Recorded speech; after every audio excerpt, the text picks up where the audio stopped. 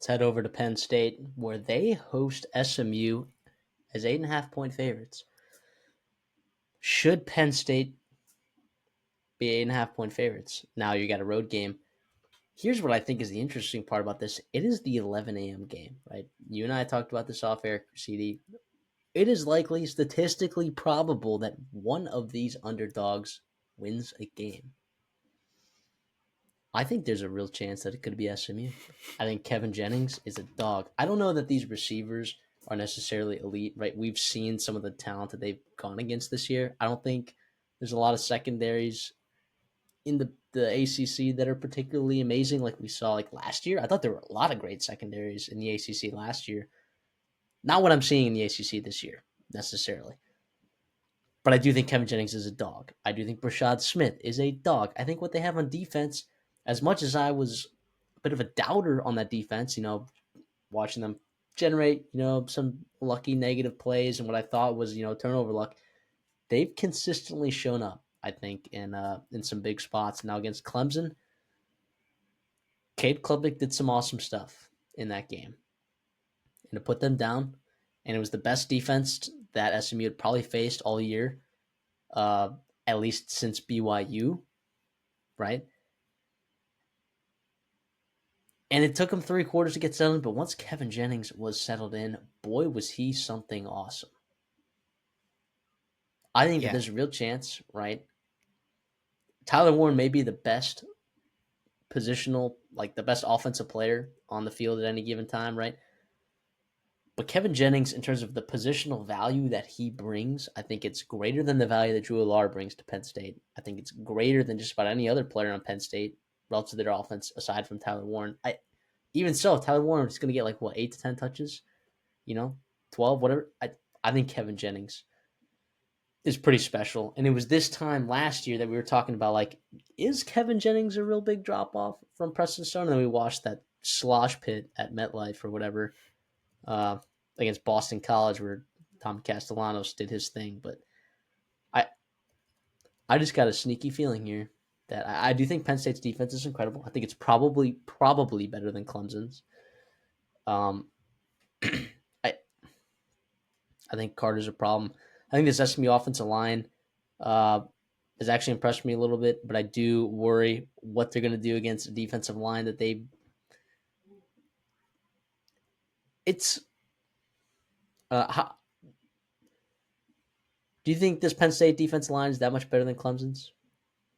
I think it's comparable, right? I think it is. Obviously, Abdul Carter is better than anybody else that Clemson Correct. trots out there. I think Denny Dennis Sutton is a freak in his own right. I love Zane Durant in the interior, what they do blitzing Kobe King and other guys on second level is very intriguing as well. With Tom Allen, the defense coordinator there, I do think you brought up SMU's offensive line. We talked about them in the offseason as bringing in a bunch of Power 5 guys and bodies that just brought in there and that they were going to plug and play, and all of a sudden it's actually worked out well. I think a bigger part of it too is Kevin Jennings like getting out of sack avoidances, and I think his mobility has been awesome and a revelation for SMU, and what he can do, extending plays obviously with his legs has been fantastic. He also had another 300 400 yards on the ground as well. Obviously Brashard Smith is the bell cow, right? 200 plus carries, over 150 more carries, more than anybody else, right, in the SMU backfield. So it's his show. It is his show, which it should be. He's very, very good. But it's going to be really interesting, right? You talked about it. I do think it'll be very interesting in terms of this home field advantage that Penn State's going to have. I think this will be an environment that SMU has not seen. These players have not seen, right? What University Park, what college, excuse me, what state college can look like when it is really, really going there up in for Penn State, and it's going to be a whiteout. I know it's 11 a.m. I know it's early-ish, but I still think they'll be ready to go. But the one concern I do have is if SMU, which they have done all year, if they stop the run, right, switching on the other side of the football, Penn State's got the ball. If you can't run the football consistently, who else other than Tyler Warren really scares you? Nobody. Nobody. And yes, Trey Wallace has been better this year than he was last year. Yes, Omari Evans had a nice touchdown grab in the Big Ten championship. But after that, you're looking at some walk-on guys. You're looking at Nick Singleton and Kay Allen out of the backfield. dare I say, a one-trick pony, Tyler Warren, and then everybody else. So if you stop that run, and obviously easier said than done, and obviously easier said than done to just flat out guard Tyler Warren because he is a freak of nature in his own right. And they're actually they do a good job. Andy Kolnicki and that staff does a good job giving him creative ways to find the football because they do realize he is a monster, right? When he touches the ball, good things happen. He's averaging 12 yards per catch. He's also averaging 8.3 yards per carry on just about 2 a game on the ground. So they find interesting ways to get him the football. But you have no Bo Perbula, so you got to find other ways to manufacture different schematic looks that SMU has to be able to prepare for. It'll be interesting here. I do think Penn State will win. I do barely have SMU covering. I do think it might be a backdoor here, backdoor opportunity that Kevin Jennings, and similar what they did to Clemson, right, in that ACC championship game. Oh, man. I don't feel great about it, though, right, because Penn State's a team I just haven't been super impressed with all year. Even that Big Ten championship game, they just, yes, they made it close and they had a chance to tie it at the end there. But again, they also could have very easily gotten blown out in that game. I know it shows a lot about their fight and their talent to be able to stay in that football game. It's a very good football team. Too many times they just haven't blown out and finished football games that I've been waiting for them to do. And I think this could be another one there where you do get a backdoor cover or you do get a spot where you let SMU in the football game too long. But yeah, it'll be interesting. What say you? I like SMU to cover, and I like them to win. Oh, wow. So what needs to happen? Because obviously there's eight and a You half have to points that stop has the to be run, made up. right? Yes. You have to stop the run. Which, by the way, if you're doubting SMU's ability to do that, I think that's a little silly. They've done that all year. All right, they've stopped the run. They've found ways to do it. All right, with the boys that they have up front. Not the most talented group, but they've found ways to get it done. All right, and also too, like people might look at like that. Oh, Penn State just put up 37 points on Oregon. Are we sure that Oregon's defense?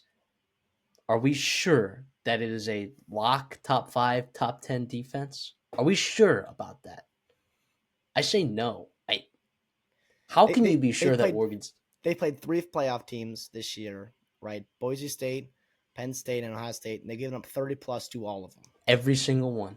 And by the way, like yes, Genty's a stud in Boise State, I get that, but like again, right? It's a little different there. And then Ohio State not overly impressive at all against Michigan or even against Indiana in that game too. Penn State has had woes for sure, even against Ohio State. Remember that a couple weeks ago? So Yeah.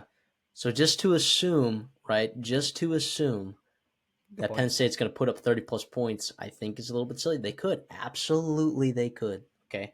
But I do think here there are going to be a lot of SEC fans that are really pissed off when SMU finds a way to beat Penn State. And they'll spin it being like, oh, Bama would have done the same thing. Oh, Penn State, what a fraudulent team. Maybe, maybe. Or maybe SMU's like kind of good.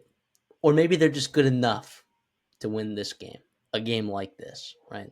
So Well, I like plus 8.5. I I'll like plus give eight and a you half. I like them to win. I'll give Here you we go. some benefit here too in terms of how I think they do get a win here. I don't think they do, but in terms of if it were to happen, this is my obligatory Penn State Drew Alar right offensive big game third down conversation because we've done it every time against Ohio State and Michigan for the last 2-3 years now. It's been too much, right, and it's been an actual problem. It was a little bit better against Oregon, which was awesome. But the problem is that it's still something that I do have to talk about. So if you're a Penn State fan, I'm sorry you're going to hear this one more time. SMU getting off the field on third down defensively, top 17 in the country, right, at Mm-hmm. 32%. That's fantastic there. And then also, too, what Andy Koronecki does so well, we've been preaching this since he got there from Kansas this past offseason is, yes, Drew Alar will probably look better for sure, but I think a large part of it, too, will be due to the success that Penn State has running the football. And that has happened, right? They are 19th in the country in rushing offense. That is fantastic. But the thing is not only is SMU good at stopping the run, but something I love to look at here is 10 plus yard rushing plays allowed that SMU has given up, right? So their opponents, not letting their opponents rush for more than 10 yards in a single play, they're sixth in the country. And if you talk about sustaining drives, you talk about, getting ahead of the chains and really leaning on somebody at home, potentially with Penn State in their rushing game, like those plays, and you have to stop those if you're SMU. And they've done that all year long. It's going to be really, really interesting too. I do think turnovers has to be something that SMU has to win as well.